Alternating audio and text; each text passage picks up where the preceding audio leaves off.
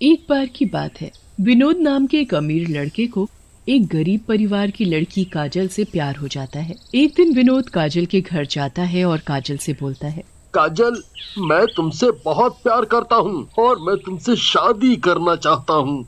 विनोद, तुम तो हमारे घर की हालत जानते ही हो। मेरे माँ बाबा के पास इतने पैसे नहीं है कि वो मेरी धूमधाम से शादी कर सके। हमारे तो घर का खर्च भी बड़ी मुश्किल से चलता है, और वैसे भी तुम्हारे घर वाले बहुत पैसे वाले हैं, वो मुझ गरीब को नहीं अपनाएंगे। काजल, हम दोनों मंदिर में शादी कर लेते हैं और एक बार शादी हो गई तो मेरे घर वाले तुम्हें अपना ही लेंगे।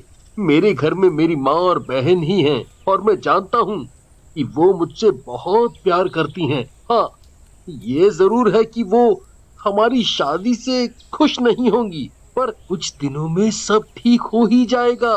मगर ऐसा करना ठीक नहीं होगा। तुम तो जानती हो कि मेरी माँ मेरी शादी एक अमीर लड़की से कराना चाहती हैं, और अगर मैं माँ से तुमसे शादी करने के लिए बात करूंगा तो वो कभी हाँ नहीं करेंगी।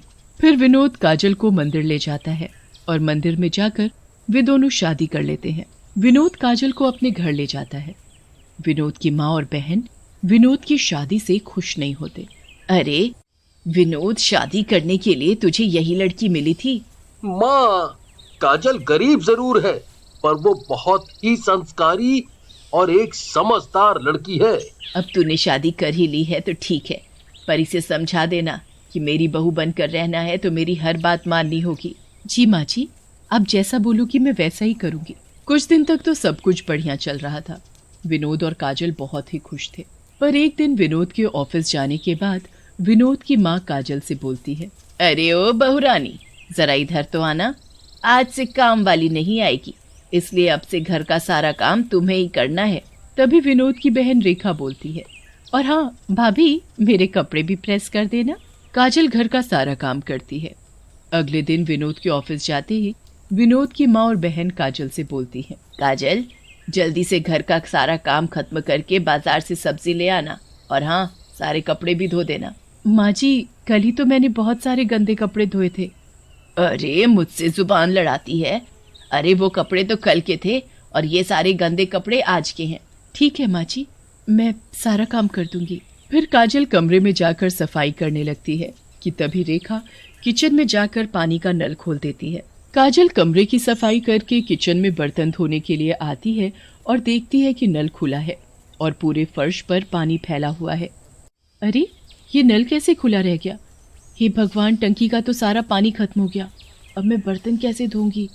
अभी तो मुझे कपड़े भी धोने हैं। काजल अपनी सास के पास जाती है और बोलती है, माँ जी, नल में पानी नहीं आ रहा और अब मैं कपड़े कैसे धोऊंगी? पानी नहीं आ रहा तो क्या हुआ?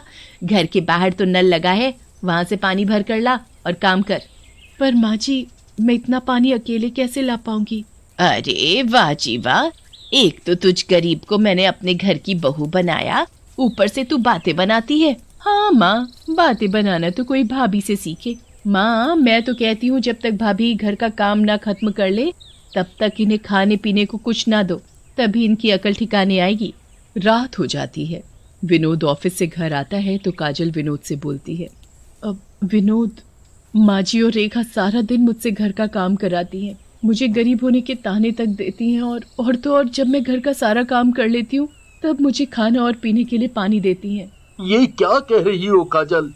माँ तुम्हारे साथ ऐसा करती है? तुम चिंता मत करो, मैं माँ से बात करूँगा, देखना सब ठीक हो जाएगा। अरे मैं तो तुम्हें एक बात बताना ही भूल गया। अच्छी, कौन सी बात?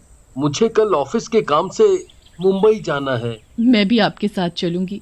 अरे बाबा, मैं ऑफिस के काम से जा रहा हूँ, बस कुछ ही दिनों की तो बात है। अच्छा, तो जब मैं मुंबई से वापस आ जाऊंगा तब हम दोनों कुछ दिनों के लिए बाहर घूमने चलेंगे। पक्का ना आप मुझे लेकर जाओगे? हाँ बाबा, पक्का लेकर जाऊंगा। अगले दिन सुबह विनोद अपनी माँ और बहन रेखा से बात करता है और फिर अपना बैग लेकर मुंबई के लिए निकल जाता है। विनोद के जाते ही विनोद की माँ और बहन दोनों काजल के पास जाती हैं और काजल से बोलती हैं, क्यों री महारानी, लगा दी ना हम दोनों माँ बेटी की शिकायत अपने पति से।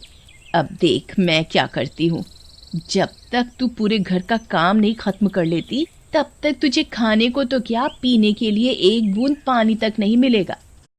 बेचारी काजल रोते हुए घर का काम करती है। काम करते करते काजल को बहुत प्यास लगती है। काजल रेखा से पानी मांगती है। रेखा, बहुत प्यास लगी है, थोड़ा पानी पीने दो। हाँ हाँ, पानी क्यों, कहो तो तुम्हारे लिए शरबत ले आऊं। मैं सुबह से काम कर रही हूँ, मुझे खाना न सही पर पानी तो पीने दो। देखो तो जरा, एक तो मेरे बेटे से शादी करके खाली हाथ इस घर में आ गई और अब जुबान भी चलाती है। फिर विनोद की माँ और रेखा काजल को उसके कमरे में बंद कर देती हैं। अब पड़ी रह भूखी प्यासी कमरे में। 2 दिन हो जाते हैं। काजल दरवाजा खटखटाती है और बोलती है, माँ जी मुझे बहुत प्यास लगी है, थोड़ा पानी दे दो।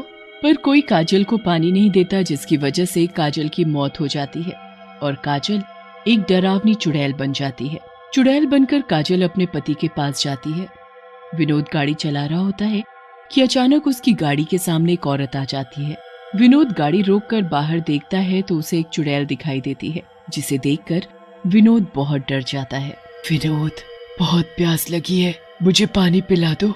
अरे ये चुड़ैल कहाँ से आ गई? ऐसा बोलकर विनोद जल्दी से गाड़ी में बैठ जाता है और गाड़ी को फुल स्पीड में भगाता है। फिर होटल के पास गाड़ी रोकता है और डरता हुआ गाड़ी से बाहर निकलता है और बोलता है, हे भगवान, मुझे उस डरावनी चुड़ैल से बचाना। जैसे ही विनोद होटल के गेट की ओर बढ़ता है, वैसे ही वहाँ चुड़ैल आ जाती है और बोलती है, मैं बहुत प्यासी हूँ, मुझे पानी पिला दो। विनोद डरते हुए बोलता है, मैं देता हूँ पानी, पर तुम मुझे मारोगी तो नहीं ना? अगर तुमने मुझे पानी नहीं पिलाया तो मैं तुम्हें कच्चा चबा डालूंगी।